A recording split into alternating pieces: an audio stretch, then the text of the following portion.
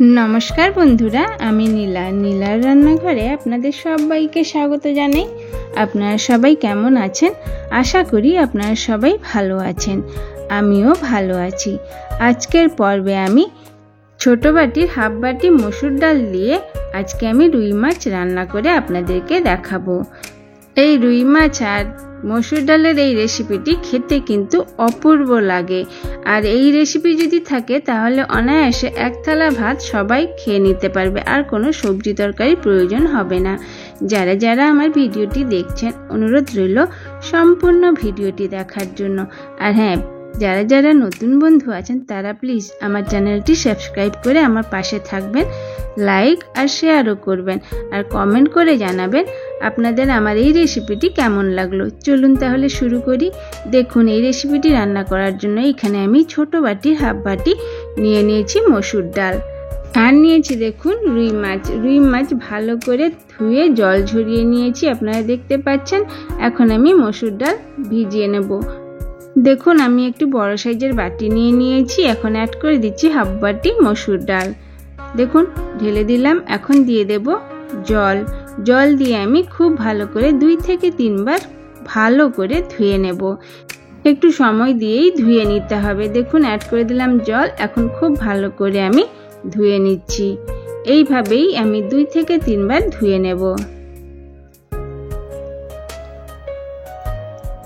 দেখুন, আমি ধুয়ে নিয়েছি। এখন দিয়ে দেব পরিমাণ মতো জল। আমি প্রায় 30 মিনিটের মতো মসুর ডাল ভিজিয়ে রেখেছিলাম। বেশি সময় টাইম ছিল না আমার কাছে, তাই আমি 30 মিনিটের মতো ভিজিয়ে রেখেছিলাম। দেখুন, জল দিয়ে দিয়েছি। এখন ভেজানো ডালের এই বাটিটি সাইডে রেখে মাছ ম্যারিনেট করে নেব। দেখুন, এখন অ্যাড করে দিচ্ছি আমি 1 চিমটির মতো হলুদ গুঁড়ো। এরপরে দিয়ে দেব লবণ। দেখুন, লবণও আমি হাফ চামচের থেকেও একটু কম পরিমাণে লবণ অ্যাড করেছি।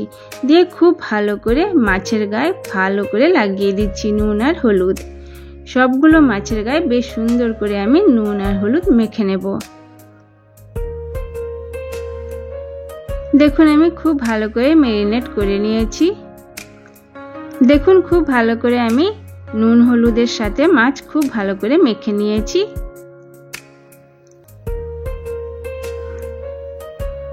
কমপ্লিট হয়ে গেছে। প্রায় 30 মিনিটের মতো সময় ভিজিয়ে রাখার পরে দেখুন ডাল হালকা হালকা দেখুন নরম হয়েছে। বেশিটা নরম হয়নি, আর একটু সময় রাখতে হতো। আমার হাতে যেহেতু টাইম কম ছিল তাই আমি তাড়াহুড়োতেই করেছি। এখন আমি জল ঝরিয়ে নেব। ডাল থেকে সম্পূর্ণ জল আমি ছেঁকে নেব। ছেঁকে ডাল নিয়ে নেব। দেখুন, ছেঁকে নিয়েছি। এরপরে নিয়ে নেব ছোট সাইজের মিক্সির জার। মিক্সি জারে অ্যাড করে দেব আমি আমাদের ভেজানো মসুর ডাল। প্রথমে আমি অল্প পরিমাণেই দেব, তারপরে আস্তে আস্তে সবগুলোই আমি অ্যাড করে দেব। অর্ধেকের বেশি পরিমাণে ভেজানো ডাল দেওয়ার পরে আমি দিয়ে দিচ্ছি স্বাদ মতো লবণ। আমি মিক্সিতে ঘোরানোর পরে পরেই আমি সবগুলো ডাল অ্যাড করব। দেখুন, ঢাকা লাগিয়ে দিলাম, দিয়ে ফাইন পেস্ট রেডি করে নেব। দেখুন, সবগুলো ডাল আমি ফাইন পেস্ট রেডি করে নিয়েছি। খুব মিহি করে আমি পেস্টটি রেডি করেছি। আমি কিন্তু এক ফোঁটাও জল ইউজ করিনি। এখন একটি বাটিতে আমি ঢেলে দিচ্ছি আমাদের পেস্ট করা মসুর ডাল। মিক্সির জার থেকে আমি বাটিতে নিয়ে নিচ্ছি, যাতে আমাদের কড়াইতে দিতে সুবিধা হয়। মিক্সি জার পরিষ্কার করে আমি বাটিতে নিয়ে নিলাম। এরপরে যাব রান্নার প্রসেসে। দেখুন, গ্যাসে আমি বসিয়ে দিয়েছি কড়াই। কড়াইতে দিয়ে দিচ্ছি বেশ পরিমাণ মতো তেল। প্রথমে আমি মাছগুলো ভেজে নেব। তেল প্রথমে খুব ভালো করে গরম করে নিতে হবে। দেখুন, তেল খুব ভালো করে গরম হয়ে গেছে। এখন অ্যাড করে দেব আমাদের ম্যারিনেট করা মাছ। এক এক করে সবগুলো মাছ আমি একসাথেই ভেজে নেব। বেশ লাল লাল করে আমি উল্টে পাল্টে ভেজে নেব। দেখুন, আমি 5 পিস মাছ কড়াইতে অ্যাড করে দিয়েছি ভাজার জন্য। 1 পিঠ ভাজা হয়ে গেছে। এখন আমি মাছগুলো উল্টে দিচ্ছি।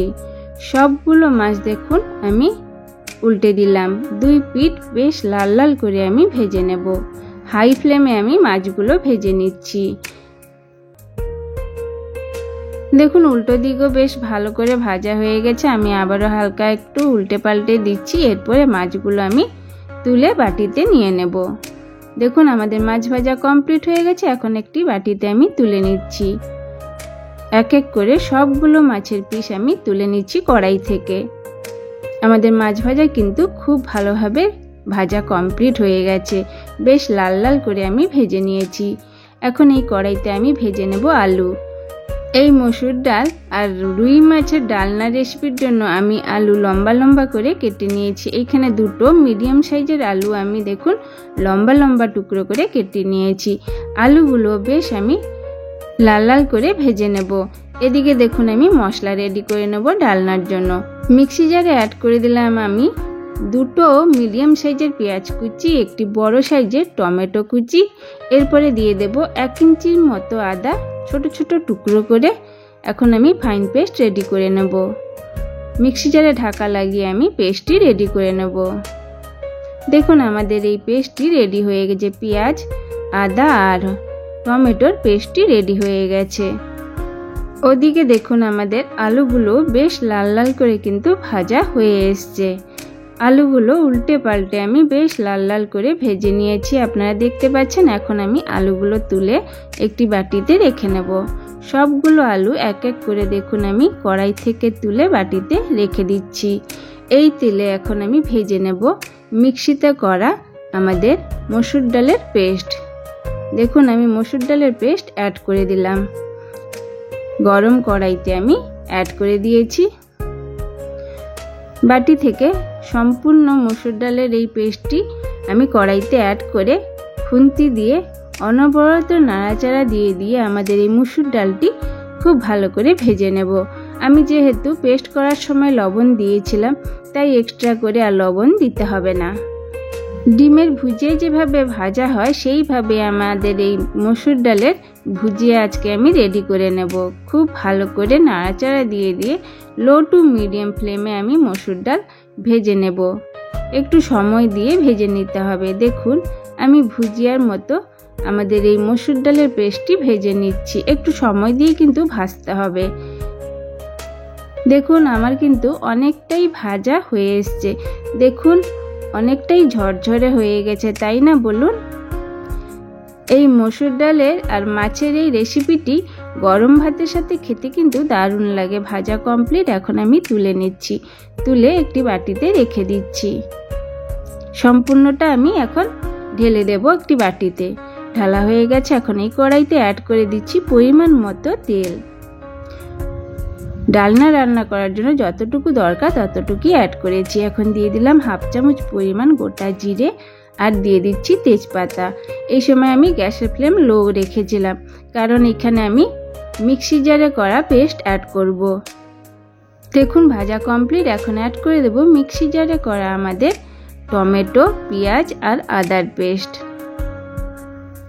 মিক্সি জার থেকে ঢেলে আমি কড়াইতে অ্যাড করে দিলাম। গ্যাসের ফ্লেম কিন্তু লো ফ্লেমে রাখবেন, না হলে কিন্তু খুব ছিটকবে। মিক্সির জার ধুয়েও অল্প পরিমাণে জল অ্যাড করে দিলাম। দিয়ে দিচ্ছি 1/2 চামচ পরিমাণ হলুদ গুঁড়ো।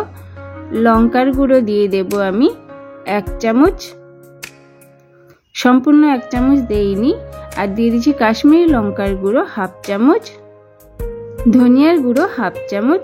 এরপরে দিয়ে দেব জিরের গুঁড়ো 1 চামচ।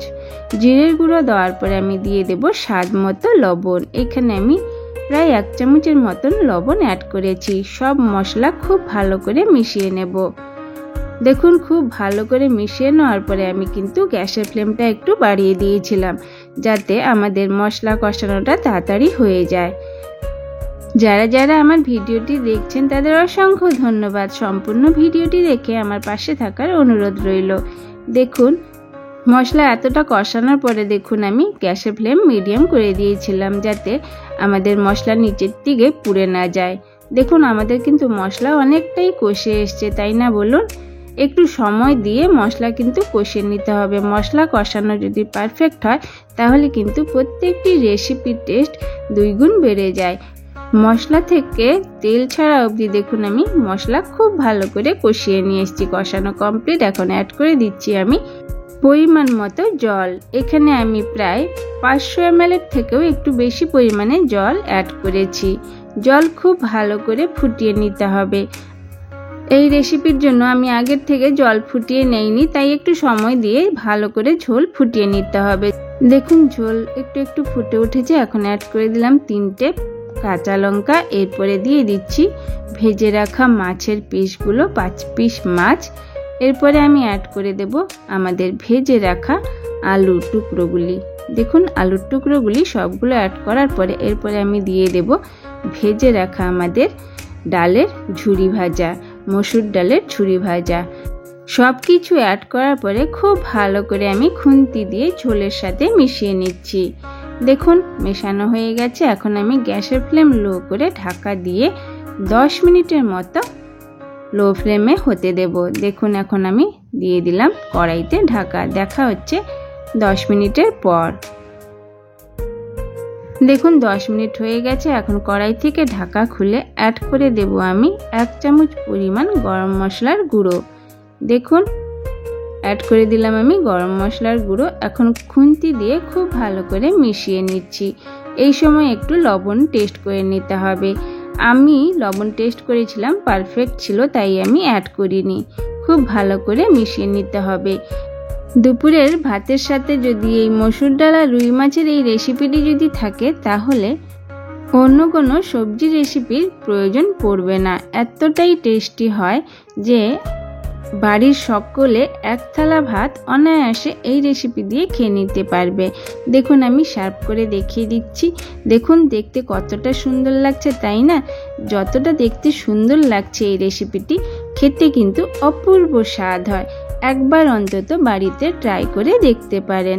আমার এই রেসিপিটি যদি আপনাদের ভালো লেগে থাকে তাহলে অবশ্যই একটি like, comment, share and subscribe করবেন। আর হ্যাঁ, পাশে থাকা বেল আইকনটা ক্লিক করবেন যাতে আমার প্রত্যেকটি ভিডিওর নোটিফিকেশন আপনাদের কাছে পৌঁছে যায়।